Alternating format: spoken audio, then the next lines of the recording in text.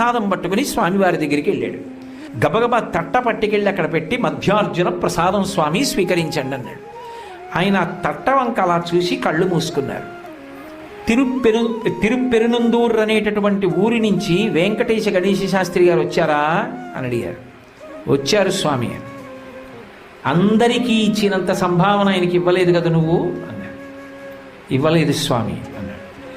ఆయన వయోవృద్ధులైపోయారని 82 ఏళ్ళు వచ్చేసాయని ఆయన గబగబా రుద్రం చెప్పలేకపోయారని మధ్య మధ్యలో కళ్ళు మూసుకున్నారని ఆయన మీద కేకలేసావు కదా వెళ్ళి అన్నాడు. వేశాను స్వామి. ఆయన రుద్రం గబగబా చదవలేదని సంభావన మాత్రం పుచ్చుకుంటున్నారని ఆయన మీద కడుపులో అక్కసు పెట్టుకొని ఆ బ్రాహ్మణుడు 10 మాటలడిగిన ఆయనకి చక్ర పొంగలి వడ్డించకుండా అవమానించావా? కంఠం కొంచెం తీవ్రమైంది. తప్పైపోయింది స్వామి, నిజమే చక్ర పొంగలి వడ్డించలేదు